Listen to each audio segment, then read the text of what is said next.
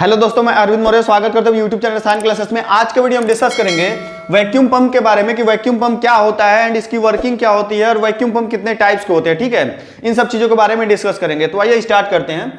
तो vacuum pump start करने से पहले हम थोड़ा वैक्यूम के बारे में जान लेते हैं कि वैक्यूम क्या होता है। ठीक है, देखते हैं कि वैक्यूम क्या होता है। Vacuum means pressure is less than atmospheric pressure is called vacuum, यानी कि वह प्रेशर जो एटमॉस्फेरिक प्रेशर से कम हो उसको हम वैक्यूम कहेंगे। ठीक है, कौन सा प्रेशर? जो एटमॉस्फेरिक प्रेशर से कम हो, एटमॉस्फेरिक प्रेशर से बिलो प्रेशर को हम क्या बोलेंगे? वैक्यूम बोलेंगे। ठीक है, यानी कि जो ये वैक्यूम होता है ये नेगेटिव प्रेशर होता है। ठीक है, इसको आप बोल सकते हैं कि ये नेगेटिव प्रेशर होता है वैक्यूम। ठीक है, इतना क्लियर है। अब आगे देखिएगा। अब इतना तो हम समझ गए कि वैक्यूम होता क्या है। अब ये देखते हैं कि ये जो वैक्यूम होता है इसको हम कैसे क्रिएट कर सकते हैं। ठीक है, तो इसको क्रिएट करने के दो मेथड है। ठीक है, इसको क्रिएट करने के दो मेथड है। एक तो आप इजेक्टर से इसको क्रिएट कर सकते हैं। किससे? इजेक्टर से। इजेक्टर। अब ये जो इजेक्टर होता है, इजेक्टर भी कई टाइप्स के होते हैं। ठीक है, तो इसमें हम मेन टाइप्स बता देते हैं। जैसे अब इजेक्टर को भी अगर आप क्लासिफाई करेंगे तो यहाँ हम लिख नहीं रहे हैं, आपका स्क्रीन पे लिख जाएगा। इजेक्टर भी अगर क्लासिफाई करें तो आपका वाटर जेट इजेक्टर होता है, स्टीम जेट इजेक्टर होता है, उसके बाद उसमें भी स्टेज वाइज होते हैं, मल्टी स्टेज होता है, सिंगल स्टेज होता है। तो ये इसके भी अलग टाइप होते हैं। ठीक है, अब दूसरा तरीका क्या है? दूसरा जो तरीका है वो आपका वैक्यूम पंप है। दूसरा क्या है? वैक्यूम पंप है। दूसरा क्या है? Vacuum pump. अब दूसरा तरीका वैक्यूम पंप है। अब ये वैक्यूम पंप जो होते हैं ये भी बहुत से टाइप्स के होते हैं। ठीक है, इनके भी कई टाइप होते हैं। ठीक है, अब इनको भी अगर आप क्लासिफाई करें तो मान लीजिए इसमें आपका पहला आ जाएगा लिक्विड रिंग वैक्यूम पंप। अब लिक्विड रिंग वैक्यूम पंप को भी अगर यदि आप क्लासिफाई करते हैं तो आपका एक वाटर रिंग वैक्यूम पंप आ जाता है। कौन सा? Water ring vacuum pump. अब यहां पे जगह कम है तो हम लिख नहीं रहे, आपका स्क्रीन पे लिखता जाएगा। ठीक है, तो इसको अगर क्लासिफाई किया हम वैक्यूम पंप को तो क्या मिला आपका? Water ring vacuum pump. उसके बाद यदि आपको बताएं तो ऑयल रिंग वैक्यूम पंप होता है, ड्राई वैक्यूम पंप होता है जिसको डीवीपी कहा जाता है, बूस्टर पंप होता है, वो जनरली वो लूप पंप होता है। ठीक है, और डायफ्राम पंप होता है। ठीक है, और भी टाइप्स होते हैं। ठीक है, तो ये क्या होते हैं? वैक्यूम पंप के टाइप्स होते हैं। ठीक है, तो हम इस वीडियो में वाटर रिंग वैक्यूम पंप के बारे में डिस्कस करेंगे कि वाटर रिंग वैक्यूम पंप क्या होता है, कैसे वर्क करता है। ठीक है, तो हम इसको मिटा देते हैं, बाकी अब देखते हैं वाटर रिंग वैक्यूम पंप। ठीक है, तो देखिएगा। अब ये जो आप फिगर देख रहे हैं, ये जो डायग्राम देख रहे हैं, ये पूरा सेटअप आपका वाटर रिंग वैक्यूम पंप का है। ठीक है, जिसमें ये शो किए हम वाटर रिंग वैक्यूम पंप को शो किए हैं। ये आपका सेपरेटर वेसल, अभी आपको सबकी वर्किंग बताएंगे कि किसकी क्या वर्किंग, अभी आपको पार्ट्स बता दे रहे हैं।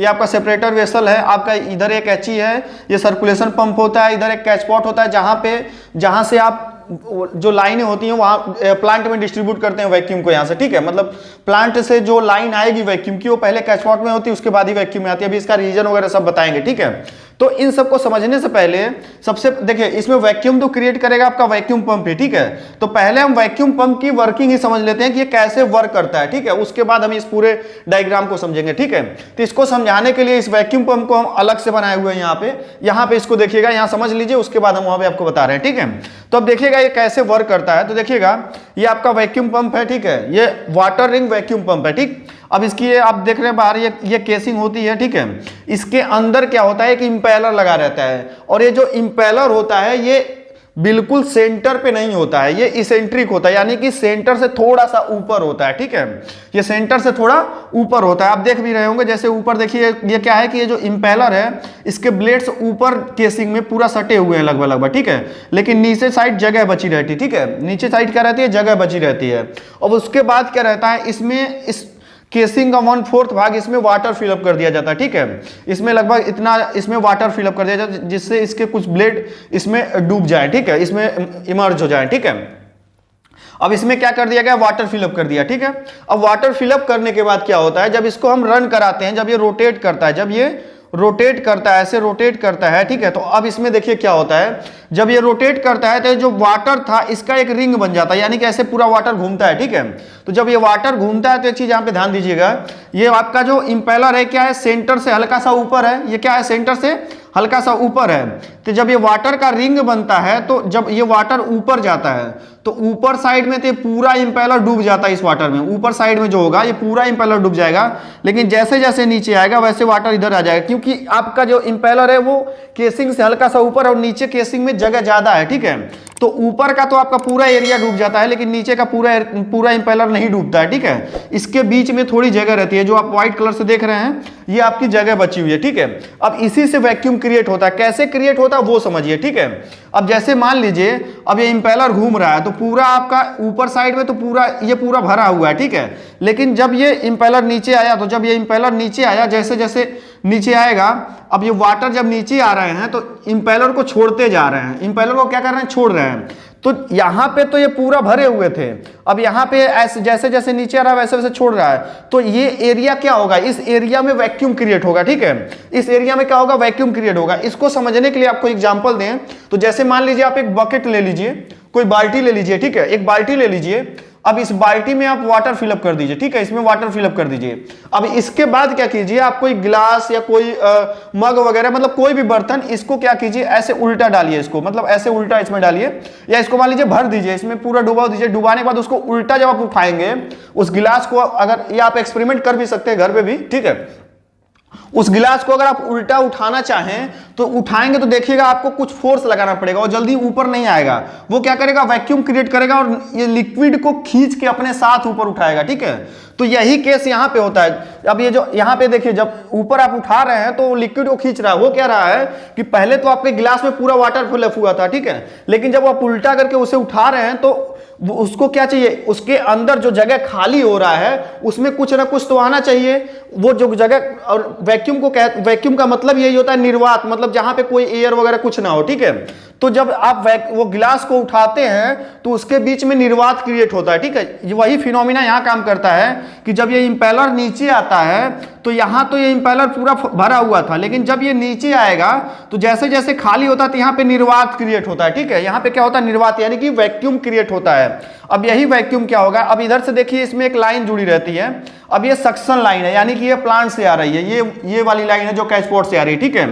तो जब प्लांट में क्या होता है, देखिए, अब थोड़ा सा यहां रुक जाइएगा हल्का सा। अब यहां देखिएगा वैक्यूम यूज क्यों करते हैं? वैक्यूम का यूज करने का पर्पज होता है, जैसे मान लीजिए जनरली इसका यूज करते हैं किसी लिक्विड की बॉइलिंग पॉइंट को रिड्यूस करने के लिए, यानी कि कम करने के लिए, जैसे डिस्टिलेशन वगैरह में करते हैं इसका यूज।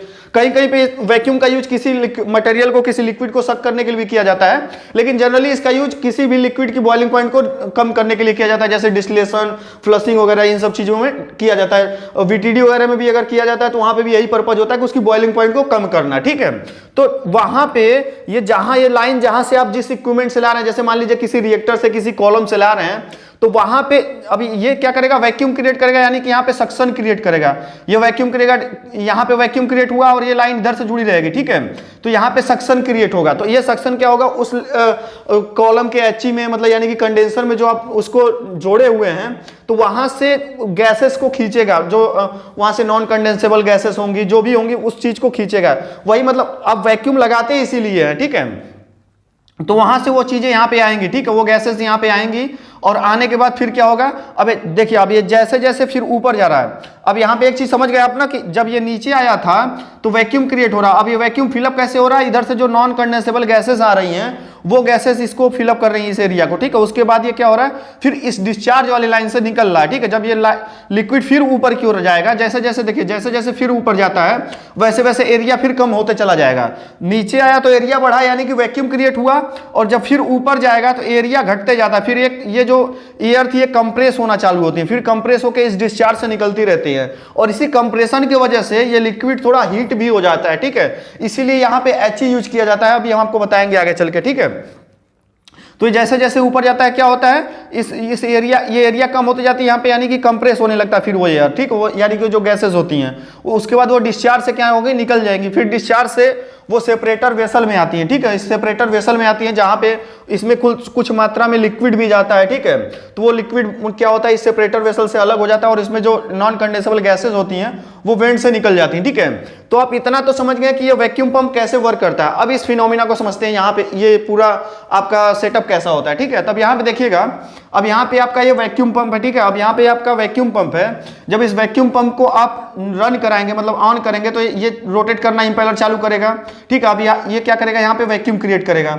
अब ये वैक्यूम क्या होगा, स्केच पॉट में जाएगा, ठीक है। अब स्केच पॉट से लाइन जुड़ी हुई है। अब एक स्केच पॉट देने का क्या रीजन होता है, तो देखिएगा प्लांट से मतलब जो भी लाइनें आती हैं, या तो प्लांट में जो वैक्यूम की लाइनें भेजी जाती है उसको पहले स्केच पॉट में रखा जाता है। तो स्केच पॉट में रखने का रीजन क्या होता है इस लाइन को, तो देखिए यहां से क्या होता है कि प्लांट से जो गैसेज आ रही हैं, जैसे मान लीजिए डिस्टिलेशन आप यूज कर रहे हैं या कोई फ्लशिंग वगैरह कर रहे हैं, तो वहां से जो गैसेज आ रही है उसमें जो कंडेंसेबल गैसेज होती हैं वो लगभग इस स्केच पॉट में कंडेंस हो जाती है, ठीक है। इसीलिए कभी थोड़े दिन पे इस स्केच पॉट को खाली करना पड़ता है, ठीक है। इसमें कंडेंस होकर भरने लगता है, ठीक है। और ये ज्यादा भर जाएगा तो आपका वैक्यूम बराबर नहीं क्रिएट होगा, ठीक है। इसको खाली रहना चाहिए, ठीक है।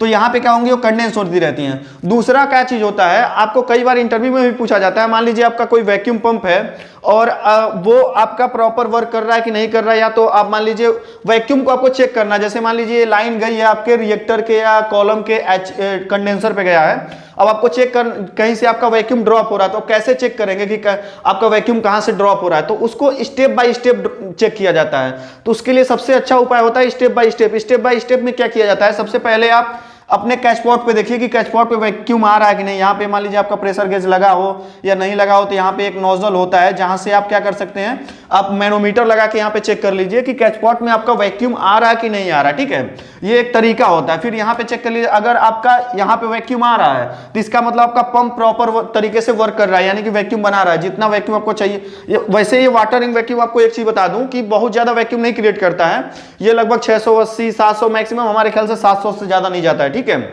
आपको ज्यादा वैक्यूम चाहिए होता है तो उसके लिए आप अलग तरीके का वैक्यूम पंप यूज करना पड़ता है, जैसे और उसमें आपका इजेक्टर वगैरह हो जाता है या डीवीपी वगैरह हो जाता है। डीवीपी अच्छा वैक्यूम देता है, ठीक है। तो वो सब चीजें यूज करनी पड़ती हैं। ये जनरली आपका 680 700 इतने तक जाता है, ठीक है। तो यहाँ पे आप चेक कर लीजिए कि यहाँ पे वैक्यूम कितना आ रहा है। यदि आपका प्रॉपर वैक्यूम आ रहा है तो इसका मतलब आपका वैक्यूम पंप तो क्लियर वर्क कर रहा है। इसके बाद आप देखेंगे वो आपके जो कंडेंसर होगा उसके हेडर पे, यदि वहां पे वैक्यूम नहीं आ रहा तो इसका मतलब आप क्लियर कर लेंगे कि उसके बीच में लाइनें कहीं से लीकेज है, ठीक है। इस तरीके से वैक्यूम चेक भी किया जाता है, ठीक है। तो ऐसे आप आंसर दे सकते हैं इंटरव्यू में, ठीक है। तो इतना क्लियर हो गया स्केच पॉट क्यों लगाते हैं। तो यहां से जो अब देखिए स्केच पॉट लगा दिए, यहां से ये लाइन कहां गई, प्लांट में, और प्लांट में गई। अब यहां से जो वैक्यूम क्रिएट हुआ स्केच पॉट में गया, स्केच पॉट से आपका प्लांट में, मतलब जिस भी इक्विपमेंट में आपको यूज करना है वहां पे गया, ठीक है। और उसके बाद यहाँ पे देखिए जो डिस्चार्ज हो रहा था, या जो डिस्चार्ज आपको दिखाए थे, वो डिस्चार्ज आपका आता है सेपरेटर वेसल में। सेपरेटर वेसल में क्या होता है कि इसमें कुछ मात्रा में लिक्विड वगैरह भी आते हैं, तो वो क्या होते हैं, लिक्विड तो नीचे आ जाता है, और जो नॉन कंडेंसेबल गैसेस होती हैं वो क्या होती है, वेंट से आपका एटमॉस्फेयर में चला जाता है, ठीक है। और उसके बाद ये जो लिक्विड है इसको क्या किया जाता है, फिर इसी पंप में डाला जाता है, ठीक है। क्योंकि यहाँ से लेवल इसका कम हो जाएगा, ठीक है। तो इस लेवल को मेकअप करना ही है, ठीक है। तो यहाँ से एक पंप लगाया जाता है, सर्कुलेशन पंप। ये पंप क्या करता है, एचई के थ्रू। अब एचई इसलिए लगाया जाता है ताकि इसमें जो लिक्विड है उसका टेम्परेचर कम रहे, मतलब वो ज्यादा हॉट ना हो। यदि इसका टेम्परेचर बढ़ जाएगा तो होगा क्या आपका कि कैविटेशन की प्रॉब्लम वगैरह आने लगेगी, ठीक है। क्योंकि इसमें हॉट होगा और यहाँ पे आप देख रहे हैं लिक्विड कंप्रेस हो ही रहा है, तो फिर वो बॉयल होने लगेगा, ठीक है। बॉयल होने लगेगा तो आपको वैक्यूम अच्छे से नहीं बनेगा, और आपके पंप में क्या होगी, कैविटी फॉर्म होने लगेगी, और आपका पंप बहुत जल्दी डैमेज हो जाएगा, ठीक है, यानी कि खराब हो जाएगा। तो इसलिए एचई का यूज करते हैं। अब एचई में देखिए इधर से आपका कूलिंग टावर, कूलिंग वाटर क्या है कि इनलेट कर रहा है, इधर से आउट हो रहा है, और इधर से आपका जो ये लिक्विड जा रहा है आपका, ठीक है, ये जो आपका वाटर जा रहा है वो एचई से होते हुए इस पंप में जा रहा है, ठीक है। इतना क्लियर है। अब इसमें मान लीजिए ये एक चीज और होता है कि जब ज्यादा समय तक चलता है तो इसमें से कुछ वाटर इवेपोरेट भी होते हैं, ठीक है, या कंप्रेस होता है, टेम्परेचर हल्का बढ़ता है, ठीक है, तो कुछ वाटर यहाँ से इवेपोरेट होकर निकल भी जाता है। तो उसको लेवल को मेंटेन करने के लिए फिर यहाँ से मेकअप वाटर भी डाल दिया जाता है इसमें, कि आपका लेवल मेंटेन रहे इसका, ठीक है। तो आई होप आप समझ गए होंगे कि वैक्यूम पंप कैसे वर्क करता है, ठीक है। तो अब मिलते हैं नेक्स्ट वीडियो में।